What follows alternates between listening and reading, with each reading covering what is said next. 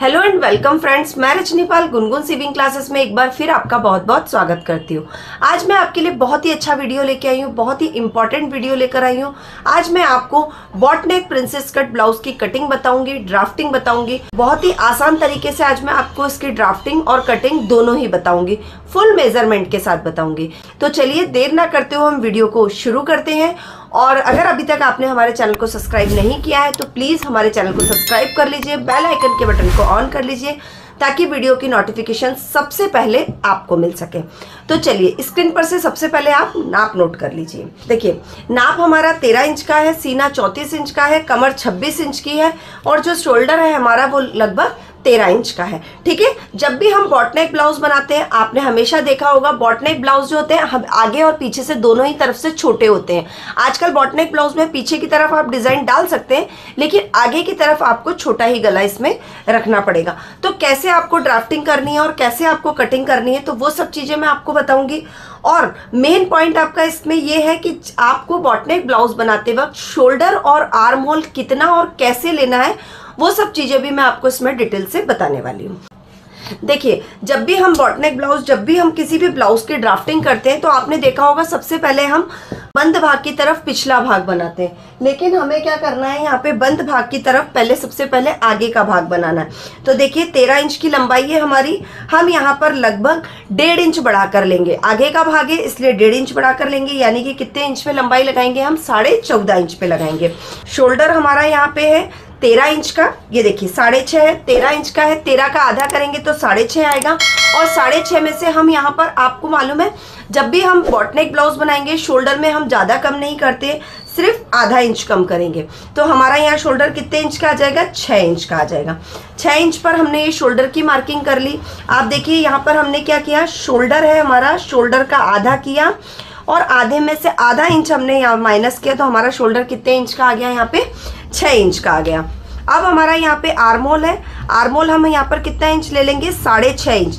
6 inch आपका shoulder है तो आपको आर्मोल कितने पे लेना है, आधा इंच बढ़ाकर 6.5 इंच पर लेना है। कॉर्नर हम बनाएंगे यहाँ पर और आगे का भाग है, मैं आपको फिर बता रही हूँ कि बंद भाग में हम आगे का भाग बना रहे हैं, उसके बाद हम यहाँ पर पीछे का भाग बनाएंगे। अब देखिए यहाँ पे गोलाई देंगे, ये गोलाई आ गई हमारी। सीना यहाँ पे हमारा 34 इंच का है तो हम यहाँ पर 34 इंच पर 8.5 इंच, ये नाप हमारा बॉडी मेजरमेंट से रहता है, इसीलिए हमेशा आपको लूजिंग जोड़ के अलग से रखनी है। अगर आप ब्लाउज के माप से बना रहे हैं तो आपको अलग से लूजिंग नहीं जोड़नी है। तो हम यहाँ पर 9 इंच पर फिटिंग का निशान लगाएंगे, 1.5 इंच पर हम यहाँ पे मार्जिन का निशान लगाएंगे। ठीक है, कमर हमारी यहाँ पे 26 इंच की है, 26 का चौथा करेंगे तो 6.5 इंच आएगा और 6.5 में हम 1.5 इंच जोड़ेंगे जो कि हमारा टक्स का होता है। तो 1.5 इंच जोड़ेंगे तो हमारे पास कितना आ जाएगा, यहाँ पे 8 इंच और आधा इंच हम लूजिंग का जोड़ेंगे तो 8.5 इंच पर हम यहाँ पे क्या लगा देंगे, फिटिंग का निशान और 1.5 इंच मार्जिन का निशान। फिटिंग लाइन से फिटिंग लाइन और मार्जिन लाइन से मार्जिन लाइन, इस तरीके से हमने मिला लिया। ये हमारा बहुत ही सिंपल फ्रंट भाग बनकर तैयार हो गया। ठीक है, अब आपको क्या करना है, मेन पॉइंट अब आपका स्टार्ट होता है कि आपको टक्स कैसे लगाना है। तो देखिए सबसे पहले हम यहाँ पर टक्स लगाएंगे। टक्स के लिए हम यहाँ पे 3.5 इंच पर हमने निशान लगाया। 3.5 इंच पर पहले हम एक मार्किंग करेंगे, उसके बाद 1.5 इंच हम यहाँ पर सल की मार्किंग करेंगे। ठीक है, ये 2 मार्किंग आपने कर ली। उसके बाद देखिए लगभग 5.5 इंच, लगभग 5.5 इंच पर हमने बस्ट पॉइंट लिया। ये हमारा यहाँ पे बस्ट पॉइंट है, हमने 5.5 इंच पर टक्स की लंबाई ले ली यहाँ पे। और इस निशान को हम क्या करेंगे, इसमें आर्म होल की तरफ गोलाई से मिला देंगे। किस प्रकार से मिलाएंगे, देखिए इस प्रकार से, ये देखिए आप देख सकते हैं कि हमारे जो हमने गोलाई है वो मिला दी है। उसके बाद में देखिए क्या करना है, आपको लगभग 2.5 इंच तक आपको बिल्कुल सीधा टक्स लगाना है। ये देखिए 2.5 इंच तक हमने बिल्कुल सीधा लगाया। अब ये हमारा पॉइंट है, पॉइंट से हमें सिर्फ यहाँ पर शेप मिलाना है। देखो शेप किस प्रकार से मिलाएंगे, इस प्रकार से। ठीक है, जब भी आप शेप मिलाएं तो इस प्रकार से आप अपना शेप यहाँ पर मिला सकते हैं। अब यहाँ पर हमको यहाँ पे कोना ना निकले इसलिए हम 0.5 इंच की फिटिंग यहाँ पे लगाएंगे और 0.5 इंच की हम आगे की तरफ कटिंग करेंगे। इस तरीके से हमें यहाँ पे कटिंग कर देनी है। ये आपका यहाँ पे फ्रंट भाग बना है। फ्रंट भाग का मैंने यहाँ पे आपको टक्स लगाने का तरीका बताया है। उसके बाद हल्का सा हमको यहाँ पे आर्म होल की तरफ ही हल्की सी कटिंग का निशान देना है, जिससे हमारा क्या हो कि आर्म होल में किसी भी प्रकार का सलवल नहीं आए। अब देखिए यहाँ पे आपको गले की चौड़ाई का निशान लगाना है। लगभग 3.25 इंच पर हमें गले की चौड़ाई का निशान लगाना है और नीचे की तरफ हमें यहाँ पे लगभग 3.5 इंच पर गले की लंबाई का निशान लगाना है। अब इस निशान को हम बॉट नेक शेप में यहाँ पे मिला देंगे। गले को हमें ज़्यादा डीप नहीं देना है, ज़्यादा डीप देंगे तो हमारा बॉटनेक का शेप खत्म होकर ब्लाउज डीप गले में चला जाएगा। इसलिए बॉटनेक ब्लाउज बनाते वक्त हमें थोड़ा सा डीप गला कम ही रखना है। अब पहले हम इसे, ये हमारा फ्रंट भाग यहाँ पर बन गया। आपको एज इट इज़ ये फ्रंट भाग समझ में आ गया होगा। इसमें शोल्डर और आर्म होल लेने का तरीका समझ में आ गया होगा, टक्स लगाने का तरीका इसमें समझ में आ गया होगा। अब मैं आपको खुले भाग की तरफ इसका बैक भाग बनाना बताऊँ, ठीक है। अब देखिए हम यहाँ पे बैक भाग बनाएंगे। बैक भाग के लिए हमें खुले भाग की तरफ से जितना हमने यहाँ पे शोल्डर लिया है 6 इंच का, उतना ही शोल्डर हम यहाँ पे लेंगे।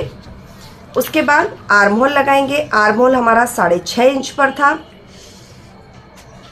कोना बनाएंगे। बैक भाग नॉर्मल है जैसा कि हम बनाते हैं, सिर्फ आर्म होल और शोल्डर ही हमारा यहाँ पे चेंज होगा। 1.5 से 1.25 इंच पर हम आर्म होल की गोलाई का निशान लगाएंगे। आगे की तरफ हमने 1 इंच पर आर्म होल की गोलाई का निशान लगाया है इस तरीके से। सीना हमारा 9 इंच पर 34 इंच का है, तो 8.5 का चौथा किया तो हमने कितना आएगा, 34 का चौथा करेंगे तो 8.5 और आधा इंच हम यहाँ पर लूजिंग का ले लेंगे। लंबाई हमारी 13 इंच की है, 1 इंच बढ़ा के लेंगे तो 14 इंच। कमर की जो हमारी चौड़ाई है वो 26 इंच की है, 26 का चौथा करेंगे तो 6.5 और 1 इंच टक्स का जोड़ेंगे तो 7.5 और 1.5 इंच हम यहाँ पे मार्जिन का ले लेंगे। फिटिंग सिलाई से फिटिंग सिलाई, मार्जिन साइज से मार्जिन सिलाई। देखिए यहाँ पे भी सेम हमें 3.25 इंच पर गले की चौड़ाई का निशान और 3.5 इंच पर हम यहाँ पे गले की लंबाई का निशान लगाएंगे और ये हमारा बॉटनेक शेप बना लेंगे। ये हमारा यहाँ पे बॉटनेक शेप बन गया। इस एरिया में आप चाहें तो पत्ती वाला गला, हार्ट शेप, बूंद वाला, वो आपके हिसाब से आप अकॉर्डिंग से डाल सकते हैं। चाहे तो बैक में चेन है, हुक है, जो भी आपको सुविधा लगती है आप उस हिसाब से इस ब्लाउज को तैयार कर सकते हैं। यहाँ पे टक्स पॉइंट का निशान लगाएंगे।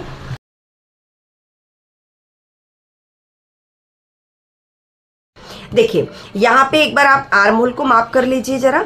देखिए यहाँ पे 16 इंच का हमारा आर्म होल आ रहा है। जो आर्म होल है हमारा 16 इंच का आ रहा है, क्योंकि आर्म होल हमें जब हम स्लीव्स कट करेंगे तब हमें आर्म होल की जरूरत लगेगी, इसलिए हमने 16 इंच का यहाँ पे आर्म होल देखा। 8 इंच आ रहा है, 8 आगे का और 8 पीछे का, यानी कि टोटल हमारा कितना हो जाएगा, 16 इंच का आर्म होल हो जाएगा। ये मैंने आपको बैक साइड की और फ्रंट पार्ट की ड्राफ्टिंग करके बता दी है, तो मुझे आशा है कि आपको ये समझ में आ गया होगा।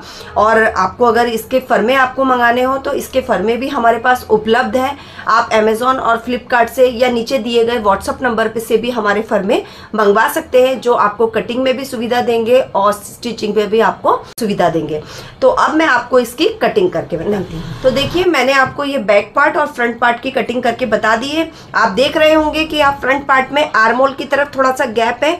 इस गैप की कटिंग हम इसलिए करते हैं ताकि आपको अलग से कोई स्टिचिंग ना लगानी पड़े या अलग से आपको सल ना लगाना पड़े, जिससे आपके आर्म होल की जो फिटिंग आए वो बहुत ही अच्छी आए और किसी प्रकार का झोल वोल आपके यहाँ पे नहीं आएगा। क्योंकि आपने कई बार देखा होगा यहाँ पे किसी मतलब फुग्गा बन जाता है, तो ये जब आप इस तरीके से हल्की सी आधा इंच की कटिंग कर देंगे तो आपका इसमें फुग्गा बनने की समस्या बिल्कुल खत्म हो जाएगी। और ये जो आपने बीच में आप देख रहे होंगे ये गैपिंग, इसको भी आपको टक्स के माध्यम से ही पूरा करना है। जब आप इसकी सिलाई करेंगे तो आपको पूरे जो गोलाई है उसको एक बूट की सिलाई से हल्का सा खींचते हुए जोड़ना है, ताकि आपका ये एक आध भाग खींचे नहीं या बढ़े नहीं। क्योंकि ये जो गोलाई वाला भाग है इसको जोड़ते वक्त हमें विशेष ध्यान रखना पड़ता है कि हमारा ये मेन पॉइंट पे आए। आप चाहें तो इसे आधा नीचे की तरफ और आधा ऊपर की तरफ भी जोड़ सकते हैं आपकी सुविधा के लिए। और शोल्डर का जैसा कि मैंने आपको बताया कि शोल्डर को बनाते वक्त आपको ये ध्यान रखना है कि आपका जो शोल्डर आ रहा है 13 आ रहा है, 14 आ रहा है, 15 आ रहा है, जो भी आपका शोल्डर आ रहा है आपको उसको आधा करना है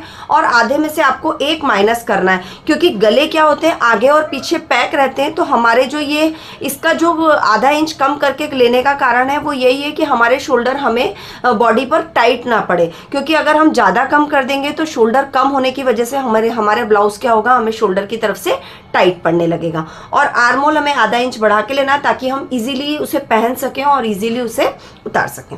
तो मुझे आशा है कि आपको ये वीडियो पसंद आएगा, आप इसे बनाने की प्रैक्टिस जरूर करेंगे।